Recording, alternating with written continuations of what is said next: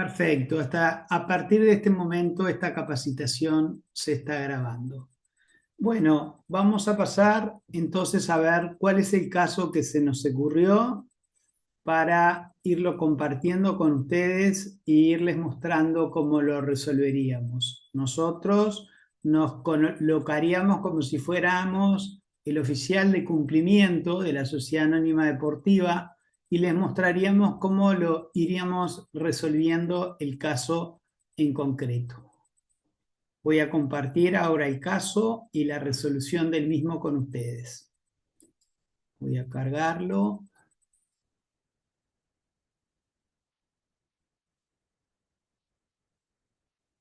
¿Están pudiendo ver el caso en pantalla? Sí, sí. Sí, perfecto. Perfecto. Bueno, lo primero importante a resaltar es la nota. El caso presentado es completamente ficticio. Los nombres de las personas mencionadas son inventados y cualquier semejanza con hechos o personas reales es pura coincidencia. Vayamos ahora en concreto al caso que les planteamos. La operación. Se presenta ante su club, Sociedad Anónima Deportiva, el señor Antonio Pérez Sánchez, quien les manifiesta su interés en adquirir un palco para que su familia disfrute de los partidos de fútbol que se realizan en dicho club. El valor del mismo asciende a 1.290.000 pesos y el socio les comenta que la compra se efectivizará mediante una transferencia bancaria a la cuenta corriente de la Sociedad Anónima Deportiva y que el origen de los fondos corresponde a los ahorros obtenidos en los últimos años de su actividad laboral. Es un ejemplo que se les podría dar, hay muchos otros. Decidimos pensar en un ejemplo sencillo y después ustedes lo adaptarán a las distintas situaciones que se les puedan presentar en las sociedades anónimas deportivas de las cuales ustedes forman parte. Vamos a ver un poquito cómo resolvimos esto. En primer lugar, hay que tener bien claro que lo primero que hay que hacer ante una operación concreta que a ustedes se les presenta es el análisis de riesgo de la operación. No es solo la debida diligencia. Previo a la debida diligencia, es necesario realizar un análisis de riesgo de la operación. Digo esto porque en muchísimas fiscalizaciones que hemos realizado, cuando le pedimos a los sujetos obligados que nos manden el análisis de riesgo y la debida diligencia, únicamente nos mandan la debida diligencia. Y eso es un error grave porque muestra ya por lo pronto el incumplimiento de lo dispuesto en el artículo 4 del decreto 379-018, que establece que el análisis de riesgo de cada operación tiene que ser realizado y tiene que ser realizado por escrito. Entonces, es importante que tengan claro que previo a la debida diligencia de cada operación que analicen, tienen que realizar un análisis de riesgo. El análisis de riesgo, para explicarlo en una forma sencilla, se puede realizar utilizando fundamentalmente dos normas de la normativa que si las aplican adecuadamente les va a ayudar en el 99,99% de los casos para poder resolver el análisis de riesgo y dejar claramente establecido cuál es el riesgo de esa operación. Análisis de riesgo de la operación. Cuestiones preliminares. Para realizar el análisis de riesgo de la operación, se deberá tener siempre presente lo previsto en el inciso segundo del artículo 17 de la Ley 19.574 y el artículo 13 del decreto número 379-018, siendo ambas normas fundamentales para un buen análisis de riesgo de la operación en la que se está interviniendo. Vamos a ver en primer lugar el artículo 17. Me tomé la molestia de copiarlo íntegramente, este inciso segundo, No lo vamos a leer en este momento íntegramente, pero sí lo que vamos a hacer es interpretar qué nos está queriendo decir esta norma de forma sencilla y que sea fácilmente entendible. Básicamente lo que dice es que tenemos que fijarnos si el medio de pago que se realiza es un medio de pago electrónico, tales como transferencias bancarias o otros medios establecidos en la norma, tales como letras, cheques, etc.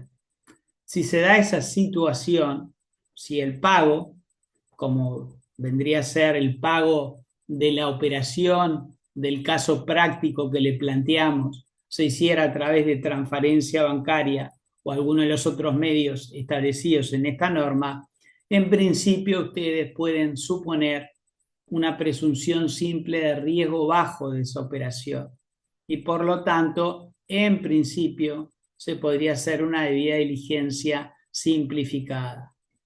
Pero la norma dice algo más. Lo que dice la norma es, se puede suponer una presunción simple de riesgo bajo siempre y cuando no se den algunas de las situaciones que eleven el riesgo y las lleven a hacer una debida diligencia simplificada. Lo lleve a ustedes a tener que hacer una debida diligencia simplificada si se dan alguna de las situaciones previstas en las normas que menciona, que para el caso concreto la fundamental es la del artículo 13 del decreto 379-018 y es la que vamos a analizar a continuación. Por lo tanto, para el análisis de riesgo, estas dos normas son fundamentales. Inciso segundo del artículo 17 de la ley 19.574, que en virtud de cómo es la forma de pago, nos determina si hay o no una presunción simple de riesgo bajo. Si el pago es bancarizado, tenemos una presunción simple de riesgo bajo. Si el pago es parte o en todo en efectivo, ahí esa presunción simple cae y tendremos que ir a una debida diligencia intensificada. Situación que también se da si se da una de las distintas hipótesis que prevé el artículo 13 del decreto 379-018. Y acá tenemos cada uno de los literales del artículo 13, que me parece conveniente irlos viendo con ustedes e irlos explicando para que haya una cabal comprensión de los mismos. Este artículo es importante porque acuérdense que por lo que habíamos mencionado del análisis que hacíamos a través del artículo, del inciso segundo del artículo 17, si el pago era por transferencia bancaria, como es el caso que les pusimos, en principio teníamos la presunción simple de riesgo bajo. Vamos a ver si se da alguna de las situaciones del artículo 13 para ver si esa presunción simple cae y tenemos que ir a una debida diligencia intensificada por ser una operación de riesgo alto. Artículo 13 del decreto 379-018. Debida diligencia intensificada. Se deberán tomar medidas de debida diligencia intensificada de acuerdo a lo previsto en el capítulo correspondiente a cada sector para las categorías de clientes, relaciones comerciales u operaciones de mayor riesgo, tales como. Veamos cada uno de los literales. A. Relaciones comerciales y operaciones con clientes no residentes que provengan de países que no son miembros del Grupo de Acción Financiera Internacional, GAFI, o de alguno de los grupos regionales de similar naturaleza, tales como GAFILAT, que es el grupo del GAFI para América Latina, GAFIC, MENAFATF, APG, o de países que estén siendo objeto de medidas especiales por parte de estos grupos por no aplicar las recomendaciones del GAFI o no aplicarlas suficientemente. En el caso que les pusimos, es un cliente uruguayo en principio, si no me equivoco, si mi memoria es correcta, Por lo tanto, este literal no se aplicaría. Pero tengan presente que cuando tienen un cliente que es del extranjero, tienen que tratar de ver si se da esta situación, que sean personas que vengan de alguno de los países que no son miembros de Gafi o de sus grupos regionales, o aún siendo parte del Gafi o de sus grupos regionales, que estén sometidos a sanciones, a recomendaciones por incumplimiento de las recomendaciones que realiza el Gafi. Entonces es importante tener presente esto, sobre todo con clientes del extranjero. B. Relaciones comerciales y operaciones con clientes no residentes que provengan de países sujetos a sanciones contra medidas financieras emitidas por organismos como el Consejo de Seguridad de Naciones Unidas. Los países que están sometidos a estas sanciones del Consejo de Seguridad de Naciones Unidas, la lista es muy escueta, pero hay. Por lo pronto, en este momento se me estaría ocurriendo Corea del Norte. Es muy difícil, prácticamente imposible, si no imposible, de que ustedes puedan tener un cliente de Corea del Norte. Pero sí hay algún otro país que forma parte de esta lista y por lo tanto a veces se les puede dar la situación de que venga un cliente que es de un país que ni siquiera conocen dónde está ubicado y por lo tanto es necesario revisar esta lista. No vaya a ser que ese país de donde viene la persona venga de un país que esté sometido a sanciones del Consejo de Seguridad de Naciones Unidas. No es el caso que vimos en el ejemplo que les dimos. C. Relaciones comerciales y operaciones con personas físicas o jurídicas residentes, domiciliadas, constituidas o ubicadas en países, jurisdicciones o regímenes especiales de baja o nula tributación, de acuerdo con la lista que emite la Dirección General Impositiva. Estos son los conocidos como países Bond o de forma más coloquial los países que son considerados paraísos fiscales. Lo que hace la Dirección General Impositiva es todos los años actualizar la lista poniendo o sacando países de acuerdo al caso en concreto que corresponda a lo que nosotros hacemos, es ir a buscar la lista en la página web de la DGI y la colgamos en la página web de la CENACLAF para que ustedes en principio tengan todas estas listas donde tienen que fijarse en nuestra propia página web de CENACLAF y les sea más sencillo el trabajo. Tampoco forma parte del caso concreto planteado. D. Operaciones que no impliquen la presencia física de las partes o de quienes los representen. Esto a una sociedad anónima deportiva se podría eventualmente llegar a dar cuando hay algún tipo de negocio que se realiza con alguna persona física o jurídica del extranjero y todo el negocio se cierra a través de videoconferencias, a través de llamadas, a través de fax, a través de correos electrónicos y no hay una real presencia física de las partes. Por lo tanto, en esos casos, tengan claro que están en una situación de riesgo alto y tienen que realizar una debida diligencia intensificada. Literal E. Utilización de tecnologías nuevas o en desarrollo que favorezcan el anonimato de las transacciones. Lo que se está refiriendo esta norma es a los llamados criptoactivos o criptomonedas. Por lo tanto, cualquier negocio que ustedes realicen con algún cliente que utilice como forma de pago criptoactivos o criptomonedas, eso ustedes lo tienen que considerar una situación de riesgo alto y realizar una debida diligencia intensificada. Este es más común que se dé en Uruguay y tienen que prestar particular cuidado.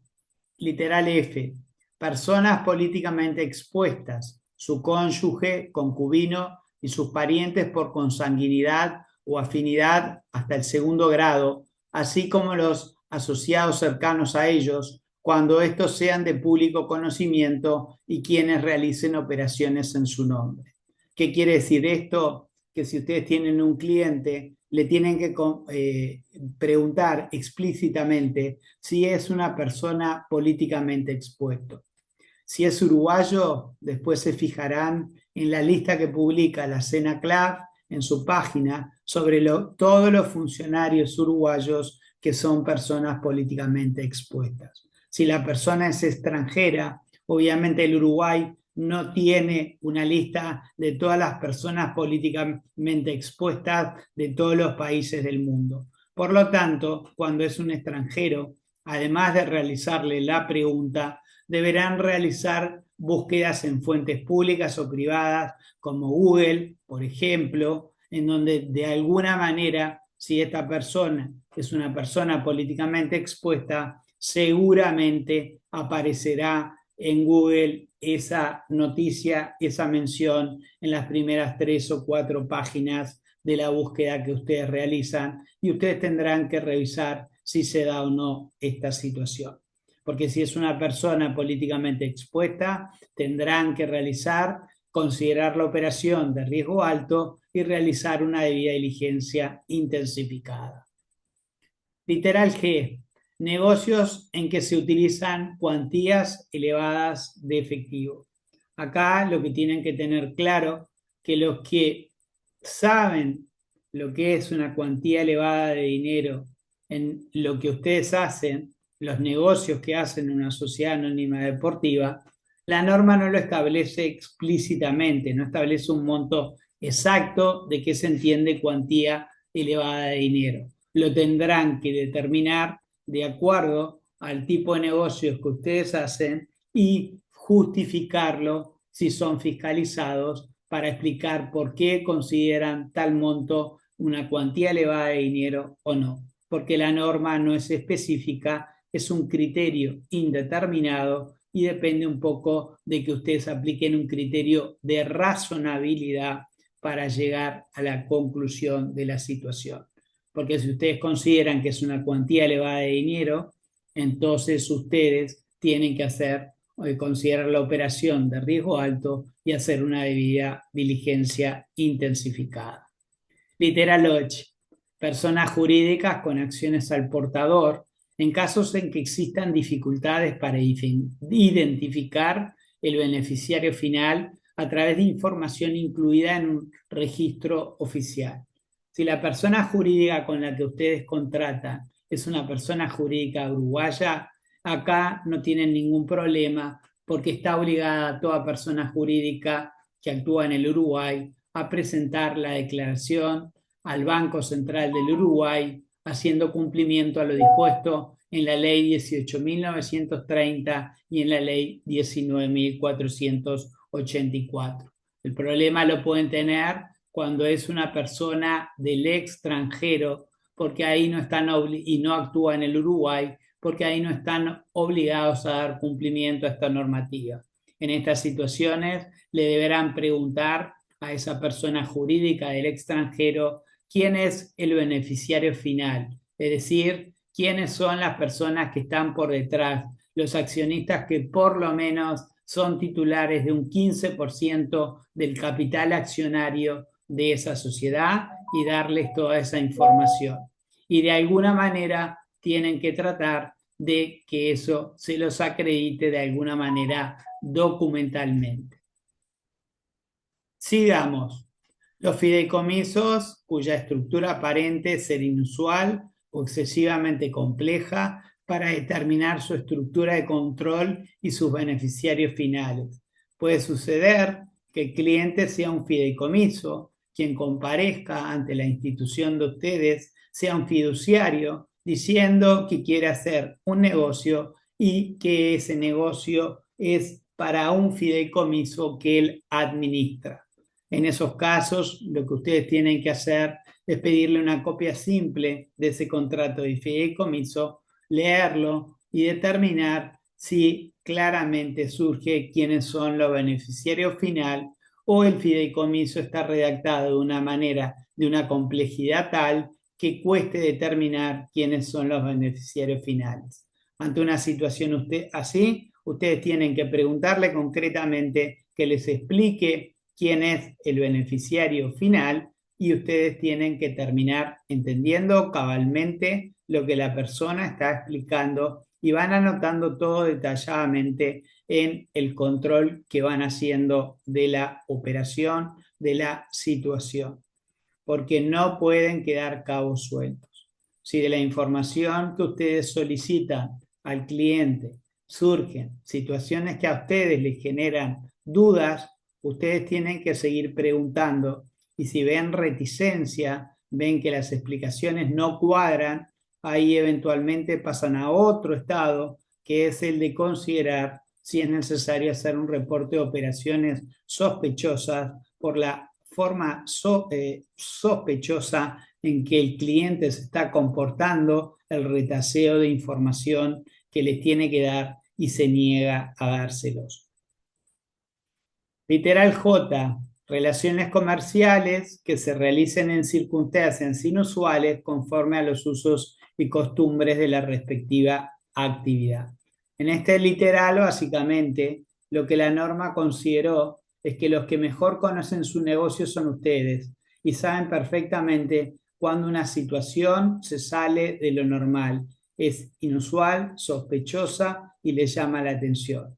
En esa situación, ustedes tienen que, en primer lugar, definir ese negocio como de alto riesgo y hacer una debida diligencia intensificada.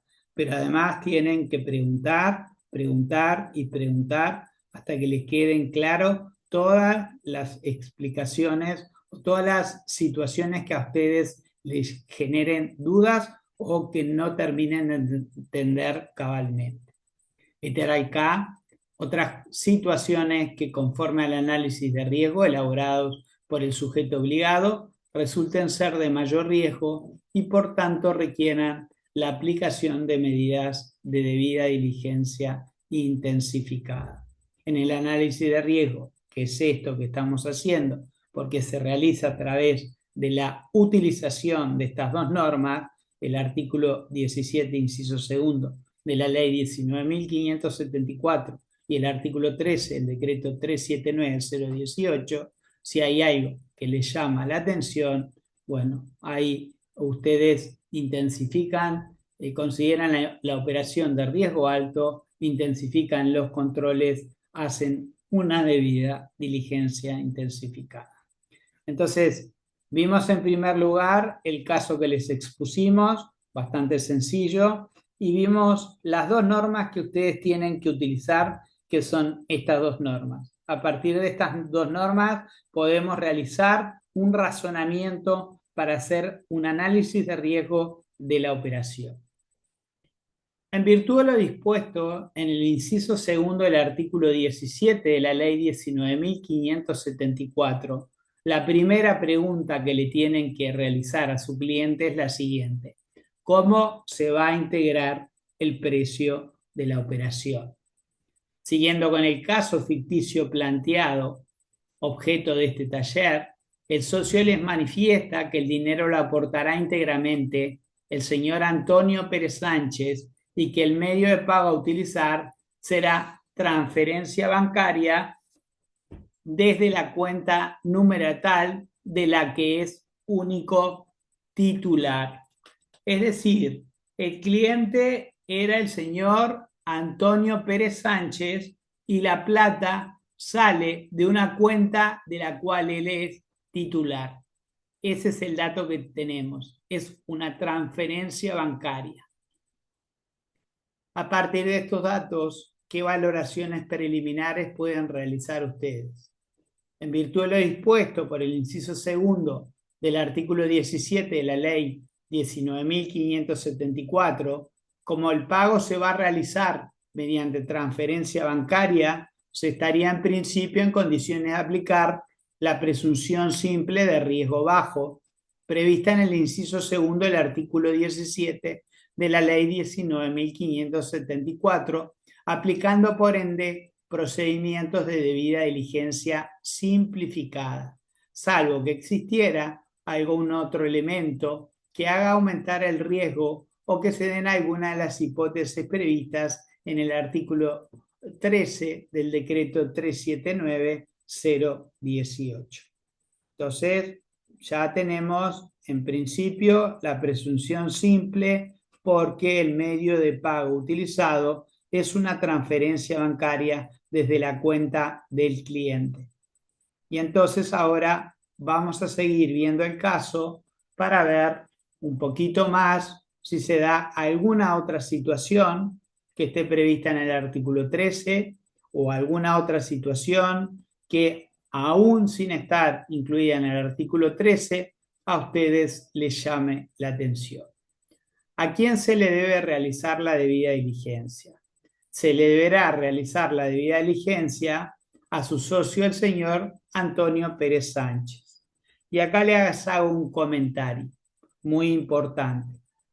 Si la plata no hubiera salido de una cuenta de él, hubiera sido una transferencia a un tercero, que a veces pasa, muchas veces pasa, en donde el cliente es una persona, pero cuando ustedes averiguan de dónde sale la plata, no sale de la cuenta de él, sale a la cuenta de un tercero, del hermano, del padre, del hijo, de un amigo, etc.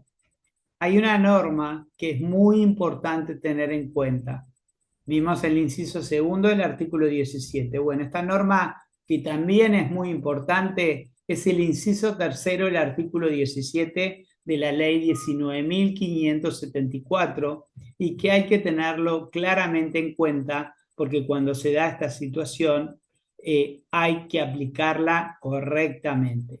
¿Qué dice básicamente el inciso tercero del artículo 17? Lo que dice es que cuando el ordenante del pago es diferente al cliente, es necesario realizarle no solo la debida diligencia al cliente, sino que hay que realizarle la debida diligencia al ordenante de pago. Y esto es un error que muchas veces se comete. Me ha pasado de fiscalizar a sujetos obligados no financieros que me dicen que la plata se pagó por transferencia bancaria y no me aclaran nada más. Los llamo por teléfono y les pregunto, dígame una cosa, ¿salió de una cuenta suya o era una cuenta de un tercero? No era una cuenta mía, era una cuenta de mi hermano. Bárbaro. ¿Y usted le hizo la debida diligencia a su hermano? No, yo pensé que la tenía que hacer solo a mi cliente. No, usted cometió un error grave. Usted se olvidó de aplicar el inciso tercero del artículo 17 de la ley 19.574 que establece cuando el ordenante de pago, el que realiza la transferencia, es una persona distinta y lo realiza desde su cuenta, la cuenta de ese tercero, usted le tiene que realizar la debida diligencia íntegra a esta persona. El no haber hecho eso, el no haber hecho la debida diligencia íntegra del tercero, lo pone en una situación muy complicada de incumplimientos reiterados que dan lugar generalmente a la imposición de una sanción que generalmente termina siendo de multa.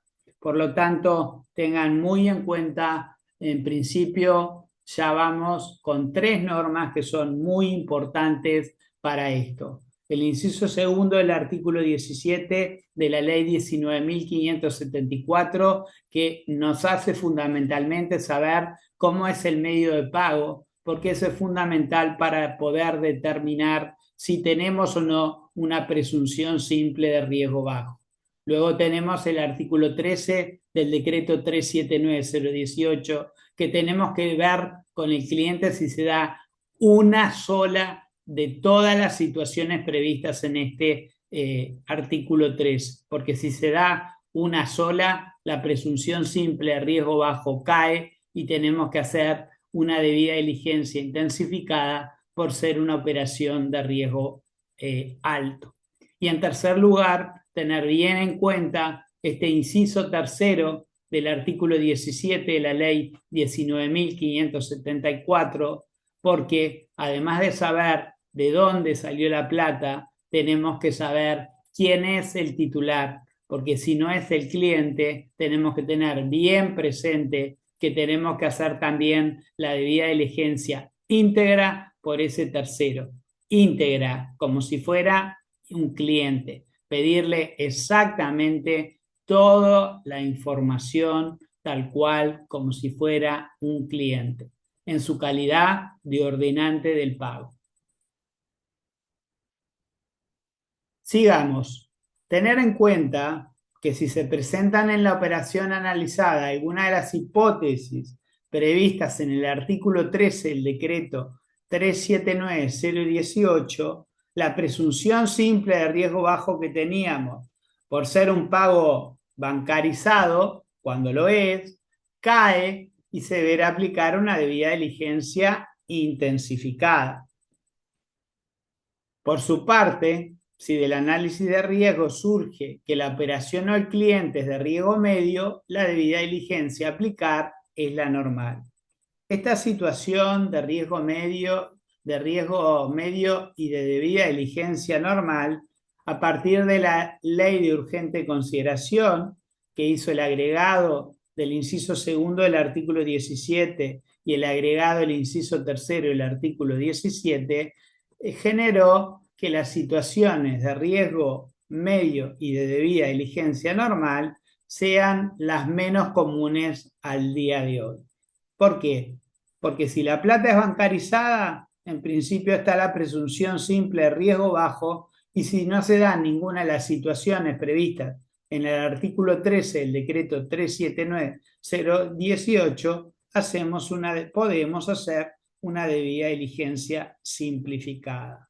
Ahora, si se da la presunción simple de riesgo bajo por haber sido el pago a través de una transferencia bancaria o otro medio de pago bancarizado, pero se da alguna de las situaciones previstas por el artículo 13 del decreto 379-018, estamos en una situación de debida diligencia intensificada.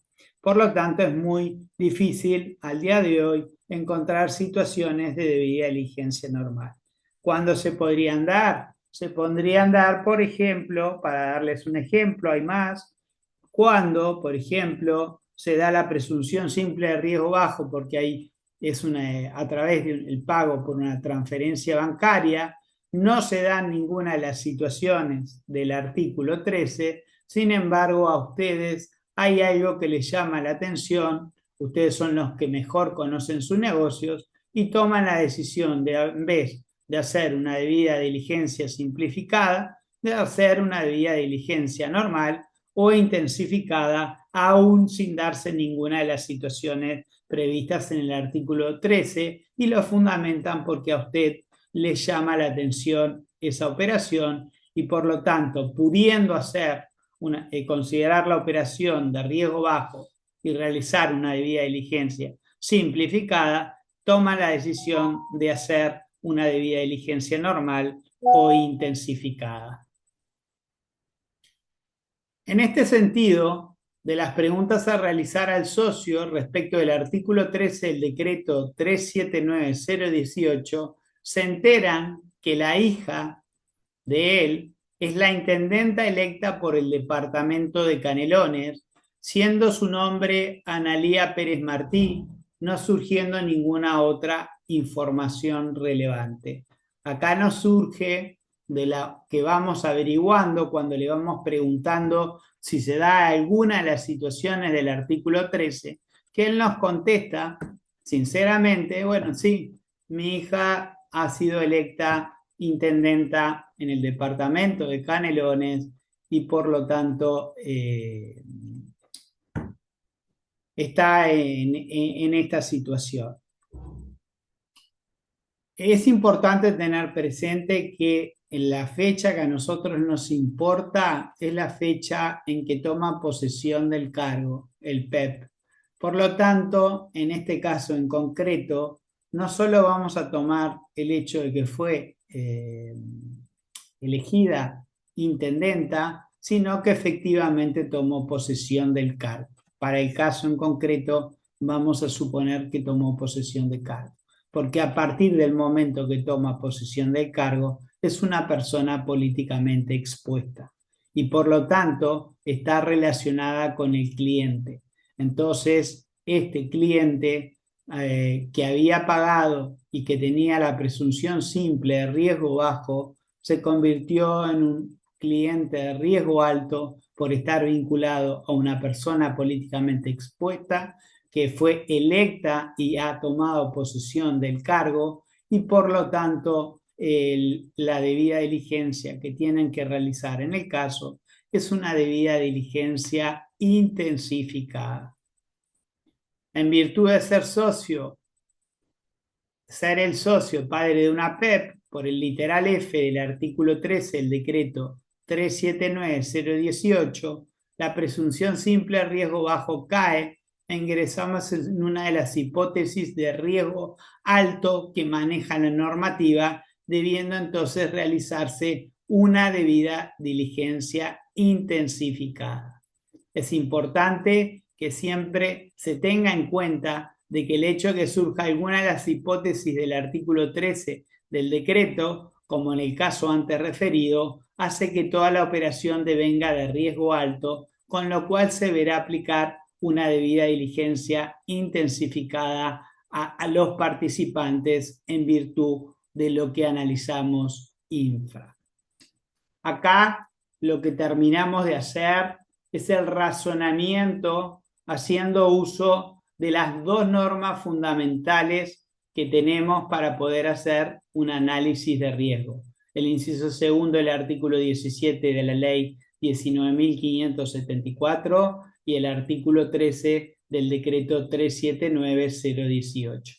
Ahora bien, el artículo 4 del decreto 379-018 nos dice que este razonamiento en relación al análisis de riesgo lo tenemos que dejar por escrito.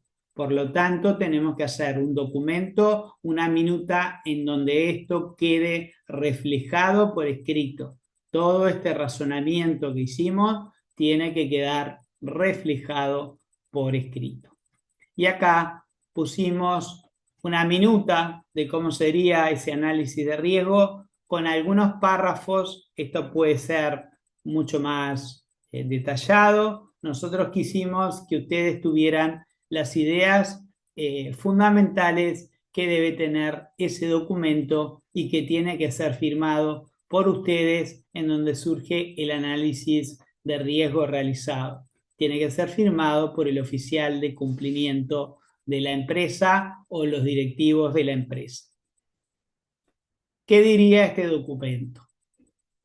Se trata de una compra por 1.290.000 pesos mediante transferencia bancaria, cuyo origen de fondos son los ahorros realizados en los últimos años correspondientes a su actividad laboral, realizándose el pago a través de transferencia bancaria desde su cuenta del BROW. Por supuesto ponen el nombre del cliente, ¿no? Acá no surge, pero saben perfectamente que estamos hablando de Antonio Pérez Sánchez.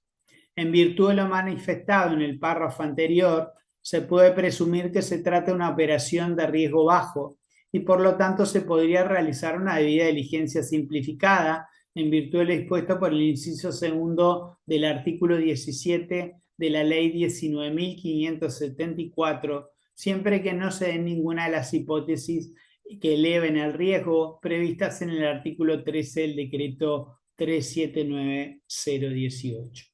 Para ello se analiza si se da alguna de las situaciones previstas en el artículo 13 del decreto 379-018 y del relevamiento surge que la hija del socio es intendenta del departamento de Canelones, Analía Pérez Martí, por lo que la presunción simple de riesgo bajo cae, pasando a ser la operación de riesgo alto, debiendo por ende aplicar una debida diligencia intensificada. Se le realiza la debida diligencia intensificada al socio y ordenante de pago, Antonio Pérez Sánchez, en su calidad de titular de la cuenta de donde salen los fondos. En virtud del análisis de riesgo realizado, se puede concluir que se trata de una operación de riesgo alto y que por lo tanto se deberá realizar una debida diligencia intensificada. Más o menos lo que surge de estos párrafos que acabo de leer es lo que debería contener el análisis de riesgo que tiene que ser firmado por el oficial de cumplimiento de la empresa o por el órgano directivo de la misma. Acá estaríamos terminando el análisis de riesgo. Vimos qué normas utilizamos para hacerlo y cómo sería el documento. Me gustaría saber ahora si existe alguna duda en relación a lo que expliqué. Si quieren que explique algo de nuevo porque no les quedó totalmente claro, o si piensan que puedo seguir adelante. Si hay alguna pregunta, Yo tengo una pregunta, Francisco. sí, adelante. No, cuando surge de la investigación que tiene, o sea, que el cliente o el socio en este caso tiene un familiar que es PEP, digo, ¿eso surge de la investigación del sujeto obligado o es algo que cuando se le pregunta al cliente o al socio si tiene la calidad de PEP, capaz que ya convendría preguntar si a su vez tiene algún familiar, allegado o pariente cercano que tenga esa calidad, ¿no? Porque uno siempre pregunta del cliente en este caso, ¿no? La normativa lo que dice en realidad es que hay que preguntarle por el cliente directamente a él si es un PEP y además hay que preguntarle de todos los familiares cercanos. Lo dice claramente la norma. Por lo tanto, la pregunta, como bien decís tú, no es solo de preguntarle a él si es un PEP, sino hay que preguntarle claramente ¿usted es familiar cercano, pariente por consanguinidad o afinidad en segundo grado? ¿Está relacionado de alguna manera de forma cercana a esta persona? Todo hay que preguntarle de acuerdo a lo que establece claramente la normativa. No es solo preguntarle si él es un PEP. Si ustedes hacen eso, no están dando cumplimiento a la que dice la normativa, que no dice que haya que preguntarle solo si él es PEP, sino que dice que hay que hacerle muchas más preguntas en relación a esto del PEP. Usted, su mujer, sus hijos, sus padres, porque habla de parientes por consanguinidad o afinidad hasta el segundo grado, y también habla de si hay algún vínculo cercano de algún otro tipo. Por lo tanto, ténganlo presente. No se preocupen que si ustedes usan nuestros formularios, nosotros detallamos claramente que esta pregunta esté correctamente realizada, porque en relación a los PEP le hacemos hacer varias preguntas de parte de ustedes a los clientes. Acuérdense que el artículo 13 del decreto los obliga a ustedes a ir preguntando una por una las situaciones que prevé.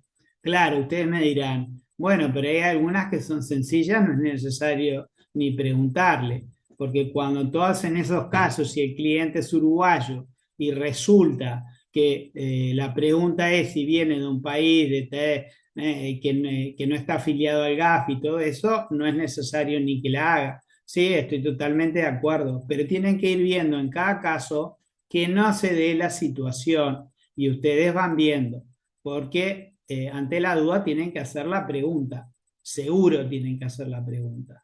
Obviamente que si el cliente no es un fideicomiso, no es necesario preguntarle la pregunta sobre fideicomiso. Entonces, ustedes van viendo. La que sí seguro siempre tienen que tener mucho cuidado porque es donde notamos la mayor cantidad de errores es en esta pregunta relacionado con las personas políticamente expuestas. Se cometen muchos errores y nosotros, al igual que en ustedes, nos tenemos que basar como fiscalizadores en un enfoque basado en riesgos. Por lo tanto, cuando le vamos a pedir determinadas operaciones que nos den, nosotros ya traemos información que nos han dado algunos de todos los organismos del Estado que están obligados a darnos toda la información. Por lo tanto, cuando vamos a fiscalizar, muchas veces sabemos perfectamente lo que estamos buscando. No vamos a ciegas, no vamos a tientas. tenemos información previa que hace que elijamos determinadas operaciones cuando fiscalizamos. ¿Hay alguna otra pregunta? Sí, hola, Fernando, te hago una consulta. Cuando Sí. se hace una operación, por ejemplo, una venta de un jugador, pero a un club, Mm. que ahí, bueno, los beneficiarios final son los socios. ¿A quién, cómo hacemos la debida diligencia? Más allá de hacer las búsquedas eh, del club, no sé si corresponde hacerla a los directivos o a quién puntualmente. Nos ha pasado de fiscalizar organizaciones sin fines de lucro, es decir, clubes que no tienen la modalidad de sociedades anónimas deportivas y se han fiscalizado como organizaciones sin fines de lucro. Nos ha pasado, no importa cuáles, X, eh, encontramos, lo que te puedo decir es que había casos en que había venta de jugadores y eran a clubes muy importantes de Europa. Entonces le pedíamos el análisis de riesgo y la debida diligencia. Y nos chocábamos con el problema que nos decían, yo mandé para que me dieran toda la información. Nunca me contestaron nada.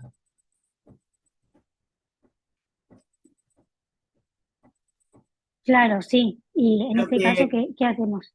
lo que no, lo que cuando me encontré con esa situación, lo planteé a la superioridad. Es un problema de difícil solución.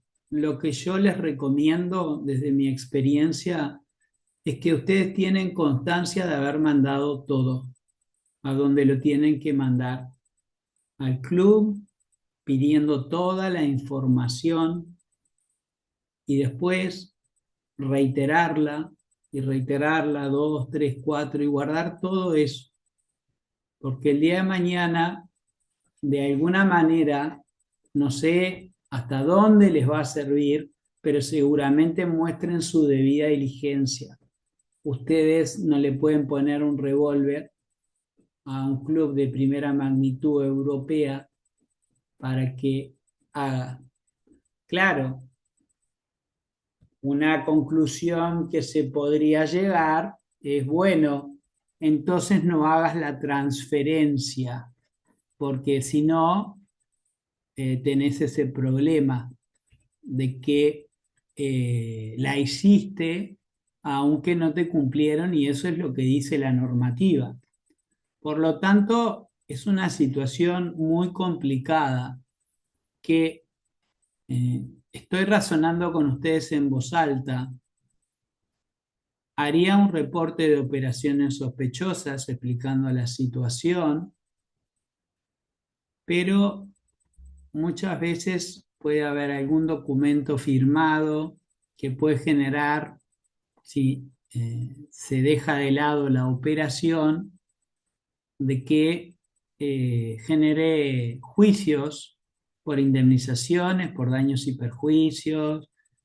Y entonces la normativa en algunos casos así, no específicamente para sociedades anónimas deportivas, sino sobre todo lo pensó en el caso cuando en las compraventas de bienes ya se firmó un boleto de reserva y hay multas y todo eso, entonces le dice al sujeto obligado, bueno, si hay una situación así, usted siga adelante con el negocio, pero haga el reporte de operaciones sospechosas para explicar bien la situación. Entonces, no es una situación, es una situación complicada, compleja, porque yo entiendo perfectamente que el club de primera magnitud ignora olímpicamente, le importa un pito, no le da bolilla al correo. Y la norma en teoría y en la práctica, en los hechos, le dice a ustedes, bueno, en esos casos usted se tiene que poner en la situación de que dejar de lado y no hacer la operación y hacer un reporte de operaciones sospechosas. Entonces, Por lo pronto hagan el reporte de operaciones sospechosas, expliquen toda la situación, muestres que ustedes mandaron 2 o 3 veces y que no han tenido, para ver qué les dice la unidad de información y análisis financiero, porque si no les contesta nada en 72 horas, bueno, si les contesta algo, hacen lo que les diga la unidad de información y análisis financiero. Si no les contesta Claro, nada, bueno, por lo menos tienen el respaldo que hicieron ese reporte de operaciones sospechosas. Yo no me animo a decirles a ustedes que dejen de hacer un negocio de miles de, si tienen la suerte, de 10, 15, 20 millones de dólares. No les voy a decir eso. Sí les voy a decir todos los problemas y las aristas que encuentro en este problema de difícil solución, tanto para ustedes como para nosotros. Les di algunos elementos para que se cubran, pero noto que es un problema de difícil solución. Lo otro que les voy a decir en relación a esto es que independientemente, antes de llegar a esa situación, que en el futuro seguramente se le dé, ya hagan la consulta a la comisión de consultas, porque así tienen una contestación oficial de la CENACLAF, porque yo hablé a título personal. Yo no estoy hablando en este momento a nombre de la CENACLAF. Yo estoy siendo un capacitador de la CENACLAF, pero no estoy dando una posición institucional de la CENACLAF. Si ustedes hacen esta misma consulta, ¿cómo me manejo en esta situación? La CENACLAF va a estar obligada, la comisión de consultas, que está formada por un equipo interdisciplinario de abogados, escribanos y contadores, a darles una contestación, y eso les va a servir de respaldo para en el futuro ver cómo se manejan. Esto último que te dije me parece es lo que más de todo te respalda, además de el reporte de operaciones sospechosas, que lo haría, y además de la insistencia en el pedido del análisis, de la debida diligencia de la información que le tenés que preguntar y guardar constancia de todo eso. Espero haberte sido de ayuda en una pregunta que es compleja y de difícil de contestarte y que no tengo una solución clara al tema. Espero haberte sido de ayuda.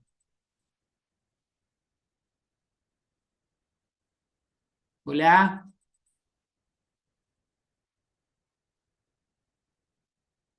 perdón, se me desconectó, pero sí, sí, llegué a escuchar lo de hacer la consulta y lo del ROS.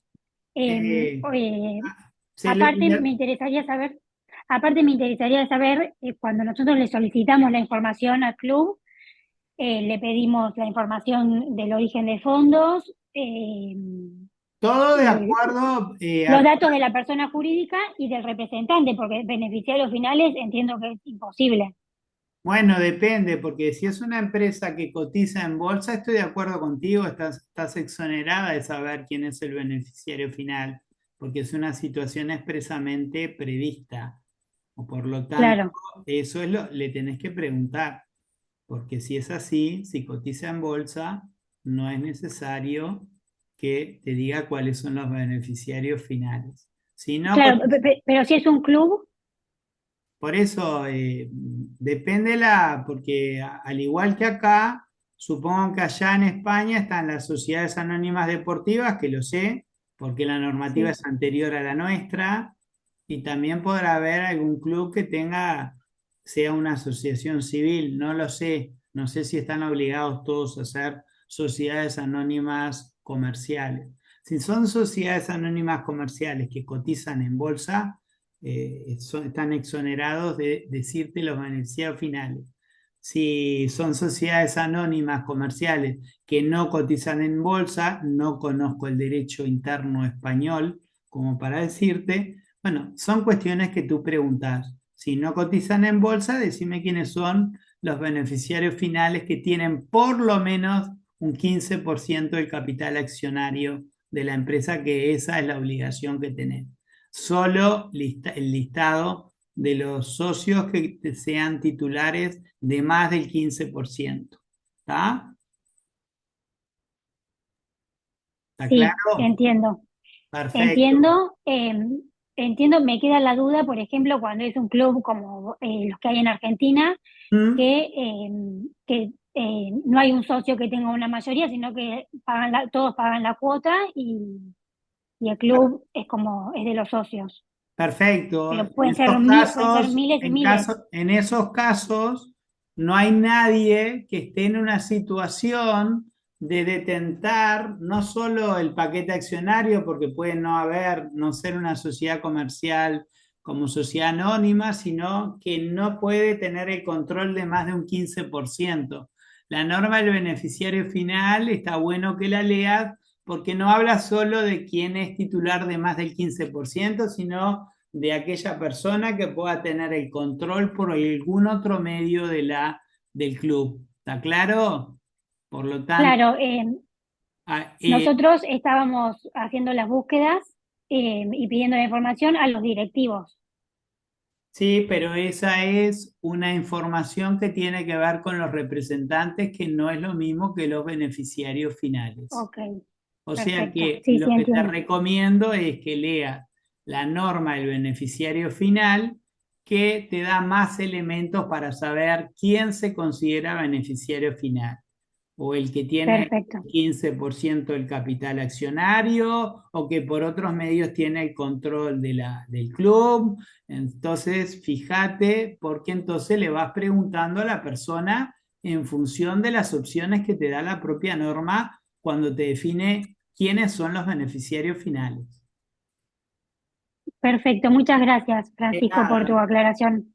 ¿hay alguna otra pregunta o podemos seguir? A ver, en el chat, si hay algo más. Venta de un jugador, esta es la de. Perfecto. Entonces vamos a seguir ahora. Vamos a ver el documento en el que estábamos. Es este. Compartir.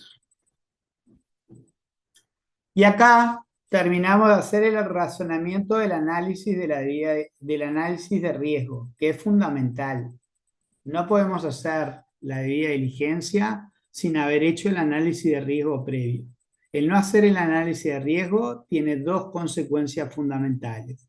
La primera, que están violando el artículo 4 del decreto 379018, que los obliga a hacer el análisis de riesgo por escrito. Por lo tanto, si son fiscalizados, eso sería un incumplimiento que se dejaría asentado, pasible de una sanción. Y por el otro lado, el no hacer el análisis de riesgo los lleva seguramente a cometer algún error. Por ejemplo, al no revisar si se da alguna de las situaciones del artículo 13, resulta que no le preguntan si es PEP o no le preguntan si está relacionado con un PEP, resulta que lo está, ustedes hacen un análisis de riesgo, consideran la operación de riesgo bajo o de riesgo medio, hacen una debida diligencia normal o simplificada cuando resulta que era pariente de un PEP y por lo tanto tenían que haber hecho una debida diligencia intensificada. Por lo tanto, ahí, al cometer ese error, seguramente sean sancionados con una multa. Por lo tanto, el análisis de riesgo es fundamental. A partir de los elementos de la conclusión que surge del análisis de riesgo por escrito que realizaron, pasamos a ver la debida diligencia. En este caso en concreto, tenemos un cliente, persona física, por lo tanto, no hay un tercero aportante de fondos, no hay un tercero que sea el ordenante de pago, por lo tanto, en principio le tenemos que hacer la debida diligencia a una sola persona física que el riesgo es alto y tenemos que hacer una debida diligencia intensificada. En el caso de ustedes, que son nuevos, no tenemos todavía un formulario específico para ustedes en la página web de la CENACLAF. Lo más parecido a ustedes son los clubes que no tienen la forma de sociedades anónimas deportivas. Por lo tanto, mientras no haya un formulario específico para sociedades anónimas deportivas, utilicen el formulario de las organizaciones sin fines de lucro, que es el más similar, que es el que utilizamos para los clubes que no tienen la característica de sociedades anónimas deportivas. De esa manera le tachan o SFL y ponen Sociedad Anónima Deportiva y utilizan ese formulario. Nosotros estamos en la línea de preparar un formulario específico para sociedades anónimas deportivas. Debida diligencia del cliente. Se debe realizar la debida diligencia del cliente al señor Antonio Pérez Sánchez. Esto lo concluimos del análisis de riesgo. Para ello es conveniente, aunque no es obligatorio, utilizar los formularios de debida diligencia del cliente, como por ejemplo los elaborados por Senaclar. Para el caso concreto anteriormente al analizado, en donde debemos realizar la debida diligencia intensificada de una persona física, deberíamos utilizar el formulario específico. Por lo tanto, nosotros les voy a hablar de organizaciones sin fines de lucro porque, como ya les dije, no está todavía pronto el de sociedades anónimas deportivas. Tenemos para las organizaciones sin fines de lucro que se utilizan para los clubes, que son asociaciones civiles, tenemos 6 formularios, porque ustedes pueden tener un cliente de persona física, un cliente de persona jurídica. Para el cliente de persona física tenemos 3 formularios diferentes, para el caso de riesgo bajo, riesgo medio, riesgo alto. Y tenemos 3 formularios para persona jurídica, para el caso de riesgo bajo, riesgo medio, riesgo alto. En cada uno de estos casos da lugar a una debida diligencia simplificada, normal o intensificada.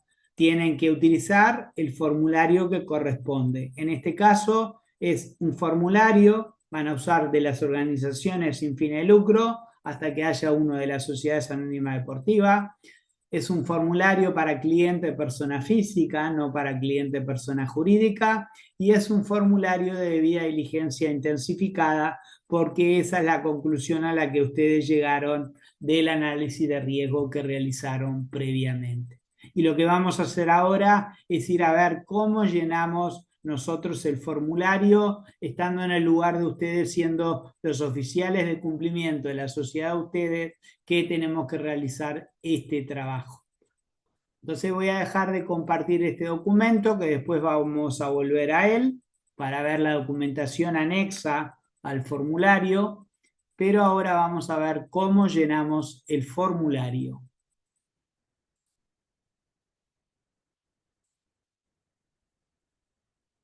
¿Están pudiendo ver el formulario? Sí. Perfecto. Ven que dice sector organizaciones sin fines de lucro.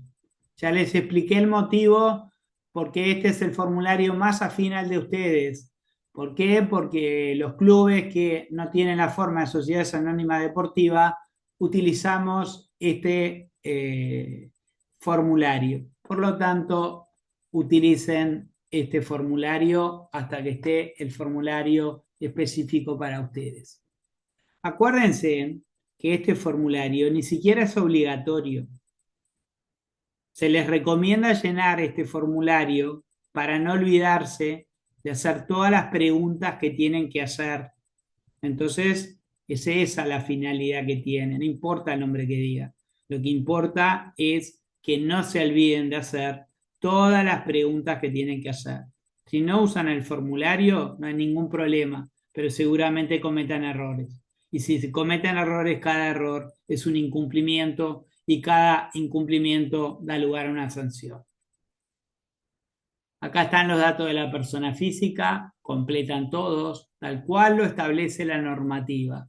Nombre y apellido, fecha y lugar de nacimiento, documento de identidad, domicilio, es un hombre casado, los nombres de la cónyuge, la cédula de la cónyuge, la profesión de él es abogado, propósito y naturaleza de la operación, compra del palco para disfrutar en familia. Tienen que poner el propósito de la operación. Se le pregunta si actúa a nombre propio de un tercero. Él dice, actúa a nombre propio. Por lo tanto, no se llena ningún otro dato sobre un tercero que no existe. Pasamos al beneficiario final. ¿Es usted el beneficiario final de esta operación? Sí, lo soy. ¿Por qué? Porque lo hace para él. Él es el que se va a beneficiar de esto. Por lo tanto, no se llenan los datos de un tercero. Origen de fondos. Son fondos provenientes de mi actividad laboral. Bueno, bárbaro. Lo dijo. Después va a tener que acreditar esto. El origen de fondos, como otros datos, como la identificación de la persona, hay que acreditarlos. No alcanza solo con lo que diga, porque puede ser un mentiroso. Persona políticamente expuesta. ¿Es usted una persona políticamente expuesta? Contesta, no, yo no soy persona políticamente expuesta. Y acá está lo que le decía, que del formulario mismo le preguntamos todo lo demás que tiene que ver con persona políticamente expuesta y está en la norma. Alguna de las siguientes personas vinculadas con el cliente, persona vinculado es beneficiario final o beneficiario final es políticamente expuesto, cónyuge no, concubino no, pariente por consanguinidad o afinidad hasta el segundo grado sí. Mi hija, Analia Pérez Martí, es intendenta. Bien, lo anotan. No. En caso afirmativa, detalle si la vinculación es con el cliente o el beneficiario final y el cargo. Es hija del beneficiario final, que además es el cliente. Es lo mismo, porque en este caso el beneficiario final y el cliente coinciden. Acá coinciden el beneficiario final, el cliente y el ordenante de pago. Los tres son exactamente la misma persona. Podría llegar a darse el caso en que no coincidiera. Les pongo un caso. El padre que le compra el palco al hijo y a la familia del hijo. Lo paga él, pero en realidad lo pone a nombre del hijo. Ahí tenemos una separación entre quién es el cliente, porque puede venir el hijo a decir, no, yo soy el cliente, pero quien me compra esto es papito. Entonces ahí el cliente es el hijo, pero el beneficiario final es el padre. Y después hay que ver si además es el ordenante de pago. Pero el ordenante de pago es una figura más restrictiva. ¿Por qué? Porque únicamente se refiere a transferencia bancaria. Si el pago se realizó por transferencia del pago y se realizó de la cuenta del padre, el ordenante de pago sería el padre. ¿Les quedó claro esta explicación que a veces puede o no coincidir? Ordenante de pago y beneficiario final en principio son figuras muy símiles. Digamos que beneficiario final es una figura más amplia que ordenante de pago. ¿Por qué? Porque el ordenante de pago es de donde sale la plata, al igual que el beneficiario final, pero está específicamente referido a transferencias bancarias. En vez del beneficiario final podría hipotéticamente ser alguien que paga en efectivo por un tercero. Entonces ahí, si un padre paga en efectivo, es beneficiario final, pero no es ordenante de pago.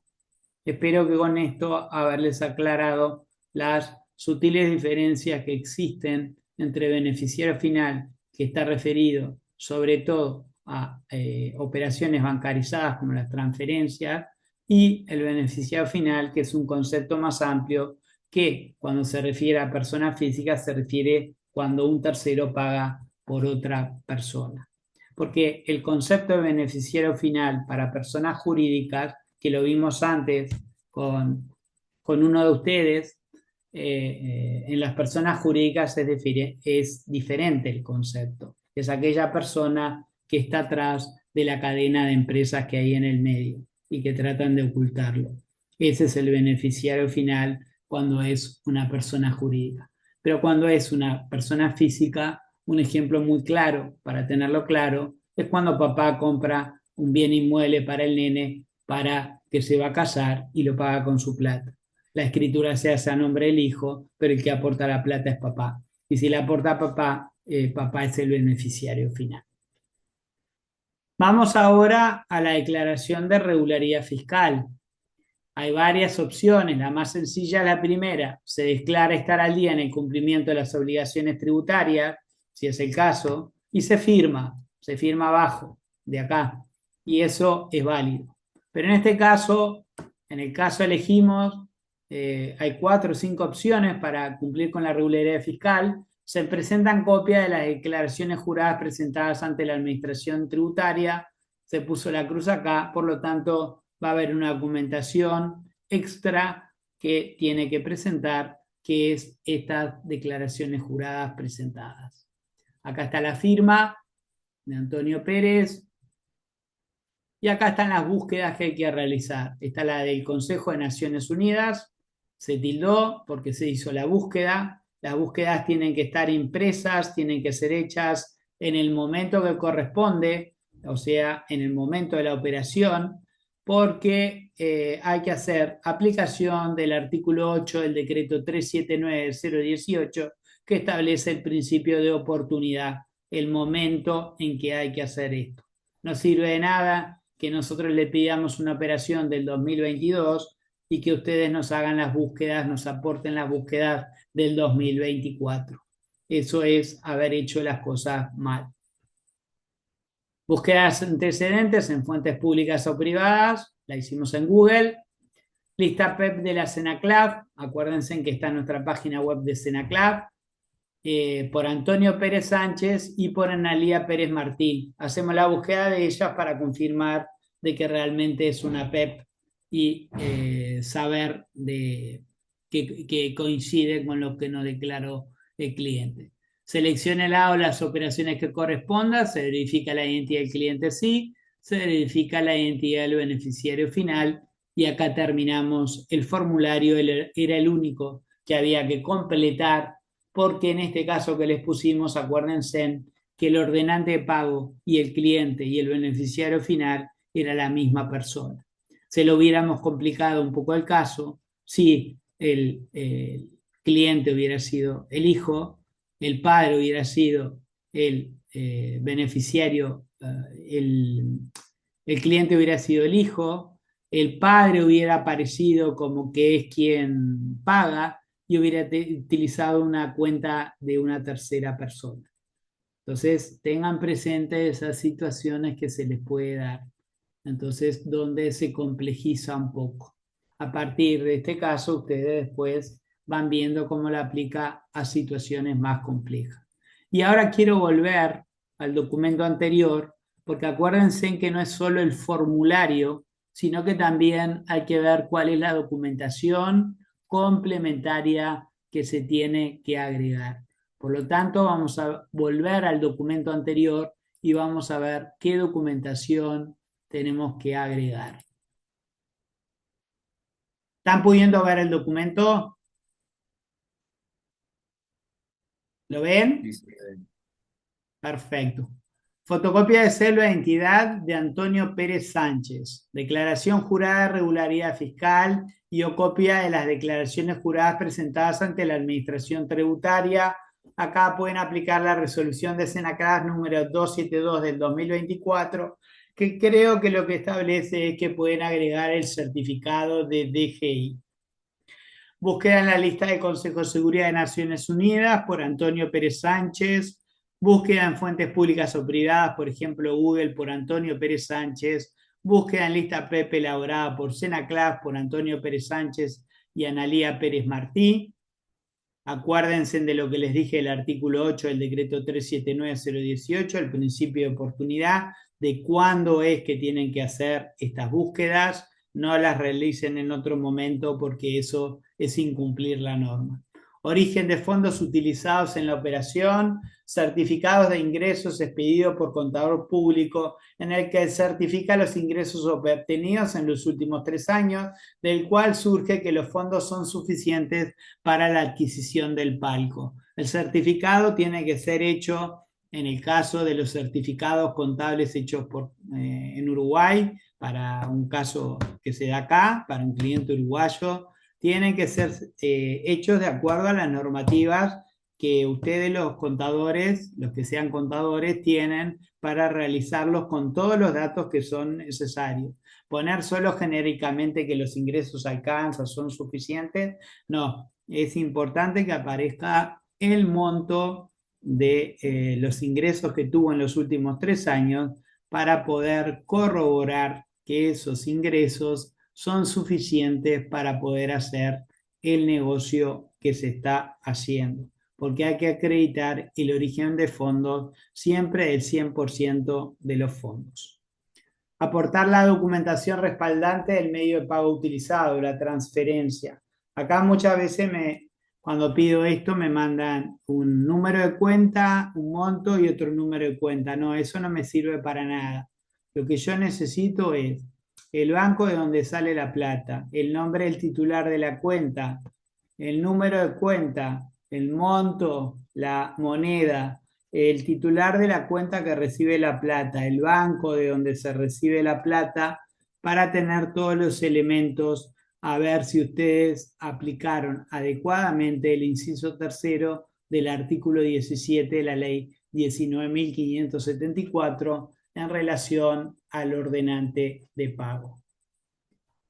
Básicamente por acá iría terminando la capacitación. Me gustaría saber si tienen alguna pregunta más para realizarme. Estoy abierto a escucharlas y bueno, y si les quedó claro más o menos los conceptos que compartí con ustedes. Francisco, yo tengo una pregunta para hacerte sobre las guías de debida diligencia, tipo estas que pusiste recién. Si entendí bien, esas guías las debe completar el sujeto obligado, pero después deben ser firmadas por el cliente, en este caso, el beneficiario final. ¿Es así? Es correcto en cuanto a que no todo el formulario es necesario que se firme, pero hay algunas partes del formulario que sí. Nosotros en principio los pusimos al final y es de buena práctica hacérselo llenar porque es de alguna forma corroborando que él está sintiendo con todo lo que te dijo. Sin embargo, en algunos casos de lo que se completa el formulario, eh, sí o sí tiene que estar la firma de él. ¿En qué casos? En el punto de la regularidad fiscal, cuando tú tomas la opción de que sea una declaración del cliente en donde él dice estar al día con sus obligaciones tributarias. Ahí sí o sí tiene que aparecer. Si tú tomaste esa opción, la firma del cliente tiene que aparecer en el formulario y lo más conveniente es que aparezca al lado de donde hizo la declaración. Pero en otras partes no es necesariamente necesario su firma. Te vuelvo a reiterar que el formulario ni siquiera es obligatorio. ¿Me explico? Por lo tanto, tú, si no traes el formulario, no tendrías en principio un incumplimiento por no haber llenado el formulario. Tenés que traer la debida diligencia, sí, o sea, los documentos anexos que vimos al final, que surgen de la normativa, y tendrías que tener por escrito el análisis de riesgo y tendrías que traer por escrito la regularidad fiscal, que si tomaste la decisión de que sea una declaración del cliente, se la tendrías que hacer firmar a él. Entonces, espero haberte aclarado la pregunta que me hiciste. Sí, sí, sí, perfecto, está claro. Yo me había imaginado en un principio que la guía la completaba el sujeto obligado con la Sí, información, obviamente, que va teniendo de sí, su cliente, y sí. después, en forma paralela, le puede hacer firmar un Know Your Client o algo así, donde manifieste claramente de la otra parte la regularidad fiscal, el origen de los fondos y si es beneficiado final. Acordate, pero, y mi experiencia es muy frondosa en esto, que cada vez que me han traído formularios hechos por otro lado diferente que los que nosotros recomendamos, que son los nuestros, la mayoría de las veces le falta cantidad de preguntas que tendrían que estar y por no estar, entonces son una cantidad de incumplimientos y terminan en sanciones. Entonces el consejo que te doy, no te arriesgues, te conviene usar nuestro formulario porque ahí están todas las preguntas, no falta ninguna. En los formularios que he visto que hacen por otro lado, me ha pasado muchísimas veces que la mitad de las preguntas están faltando. Y en todo caso que falta algo, se anota, incumplió tal por la norma tal, incumplió tal por la norma tal, y eso termina en una sanción de apercibimiento, observación o multa. Entonces, cada cual después ve cómo se maneja. Yo les doy el consejo y les muestro mi experiencia. Perfecto, Francisco, muchas gracias, muy claro. ¿Alguna otra pregunta que tengan para hacerme?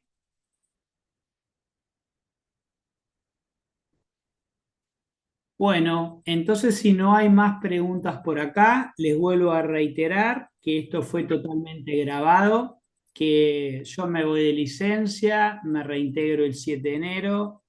En enero, hoy, en esta semana, esta es la 12ª capacitación que hago, me queda una más y termino las 13 capacitaciones. En enero me voy a poner a analizar todo lo que se dijo, analizar todo lo que se va a subir para que no haya ningún error, porque el día que se suba eso va a pasar a ser un documento que se puede bajar y se va a convertir en un documento público. Por lo tanto, por una cuestión de responsabilidad, hay que analizar de que no haya ningún error conceptual en todo lo que se sube. Por lo tanto, que calculo que me voy a pasar todo el mes de enero analizando las capacitaciones que dimos esta semana, las capacitaciones que di hace 2 meses con otros compañeros y irlas subiendo de a poco, teniendo la seguridad de que todo lo que se sube es correcto y no genera dudas, y en el momento que se suban se les va a mandar un correo avisándoles de que están para que todos las puedan bajar y utilizar como ejemplo. De mi parte nada más, agradecerles que hayan escuchado esta capacitación. Para Senaclaf es muy importante hacer estas capacitaciones. Esperemos que de alguna manera cada vez la gente se dé más cuenta de la importancia que tienen, escucharlas. Como esto se va a publicar, esperemos que las escuchen los que no pudieron estar. Y bueno, que les sirva para hacer cada vez mejor las cosas, cometer menos errores y que todas las fiscalizaciones salgan sin ningún tipo de sanción, tanto por ustedes como por la Senaclaf, que es lo que quiere.